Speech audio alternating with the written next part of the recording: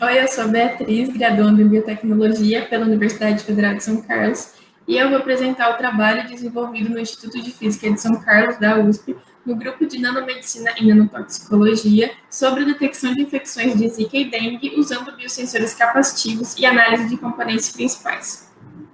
A motivação desse trabalho se deu pelo fato de que dengue e zika são arboviroses frequentes em países tropicais e subtropicais, como é o caso do Brasil, tanto que entre dezembro de 2019 e julho de 2020 foram notificados mais de 900 mil casos de dengue e mais de 5 mil casos de zika no país. Os sintomas delas são muito semelhantes, que envolvem dores no corpo, nas articulações e febre alta, o que faz com que o diagnóstico baseado apenas na sintomatologia seja muito difícil. Mas ainda assim é necessário que faça esse diagnóstico para que tenha um monitoramento dos índices de infecção, a atualização dos dados epidemiológicos e também para avaliar se as medidas de prevenção que foram tomadas estão sendo realmente eficientes. Além disso, a gente sabe que tem uma forte relação entre gestantes infectados pelo Zika vírus e o nascimento de bebês com microcefalia, então, nesse caso, o diagnóstico diferencial é ainda mais relevante. Atualmente, os métodos mais utilizados para o diagnóstico são a RT-PCR, que detecta o RNA viral na amostra, ou então a ELISA, que faz o rastreio de anticorpos IgM e IgG que foram produzidos em resposta à infecção viral. Mas esses métodos, eles são muito demorados, são caros, requerem uma infraestrutura laboratorial e uma mão de obra especializada, o que deixa o processo como um todo muito complexo. Então, com isso, a gente tem uma necessidade de desenvolver uma nova plataforma de diagnóstico que seja simples, barata e precisa. Com isso, então, uma alternativa são os biosensores, que eles são dispositivos analíticos capazes de identificar moléculas-alvo, e eles são compostos por uma biocamada acoplada a um transdutor e a um processador de sinal. Na biocamada, a gente pode ter diferentes tipos de biomoléculas, como ácidos nucleicos, anticorpos e até mesmo células inteiras. Quando elas entrarem em contato com o analito, vai ocorrer um evento de biorreconhecimento e isso vai gerar uma alteração no sistema. Essa alteração no sistema, ela vai ser interpretada pelo transdutor, que vai converter ela num sinal mensurável. Esse sinal ele pode ser elétrico, óptico, calorimétrico, piezoelétrico, enfim. Então, esse sinal vai ser processado e amplificado, e assim a gente vai conseguir fazer uma interpretação daquilo. Então, com isso, a gente tem que o objetivo central do nosso projeto foi desenvolver imunossensores elétricos descartáveis para detecção diferenciada das proteínas NS1 dos vírus da Zika e da dengue, a fim de fornecer um método de diagnóstico rápido, preciso e de baixo custo. Essa proteína é uma proteína não estrutural e ela já foi descrita como biomarcador para essas duas doenças, por isso que a gente escolheu e optou por usar ela. Para isso, então, a metodologia geral do nosso projeto foi, primeiro, a gente fez a fabricação dos eletrodos interdigitados pelos métodos de fotolitografia e sputtering.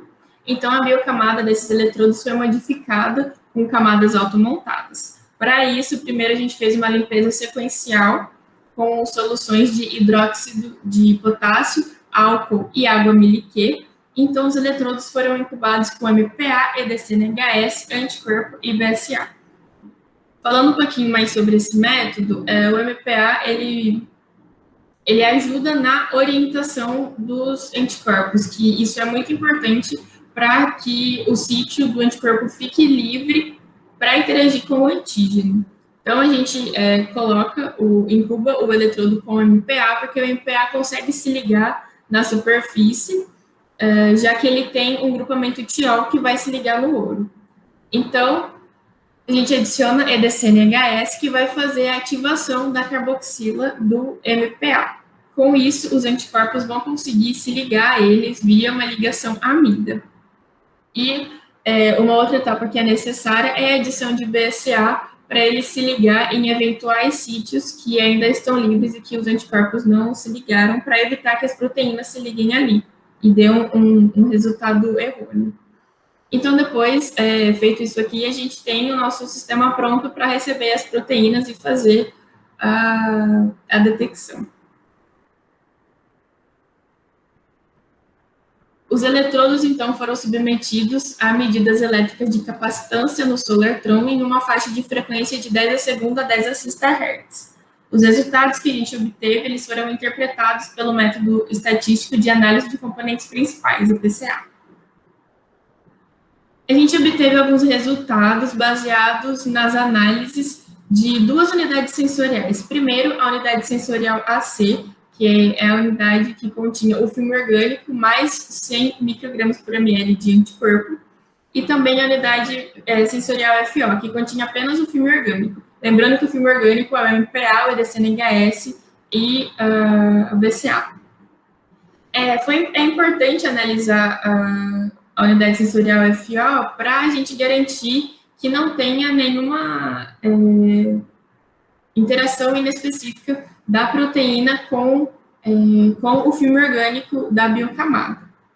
A amostra que foi utilizada foi 30 microgramas por ml da proteína NS1 e a medida foi feita em solução tampão, que no caso foi o PBS. A gente adicionou o PBS 5 minutos antes de começar a medida, e esse delay é necessário para que forme uma dupla camada elétrica antes que a medida comece de fato. Então, para analisar os resultados que a gente obteve por PCA, primeiro a gente precisou escolher uma frequência fixa. Para isso, a gente analisou a reprodutibilidade do sistema e também a capacidade dele de discriminação de amostras. Para fazer a parte da reprodutibilidade, a gente fez 20 medidas consecutivas no mesmo eletrodo limpo, nessa faixa de 10 a segunda a 10 a sexta Hz. E para analisar a discriminação, a gente analisou eletrodos que foram modificados com anticorpos anti-NS1 da Zika e foram incubados com a proteína negativa, no caso da dengue, e a proteína positiva. Aqui no caso, no gráfico, a gente tem a proteína negativa indicada pela curva preta e a proteína positiva indicada pela curva vermelha. No caso da reprodutibilidade, ela apresentou uma maior... a reprodutibilidade foi maior entre 10 a terceira e 10 a quinta Hz, que está indicado nessa faixa aqui do gráfico. Já a capacidade de discriminação da amostra foi maior entre 10 a quarta e 10 a sexta Hz. Então, com isso, a gente chega numa escolha de frequência fixa de 10 a quinta, porque essa frequência ela consegue ter uma boa reprodutibilidade e também fazer uma boa discriminação das amostras.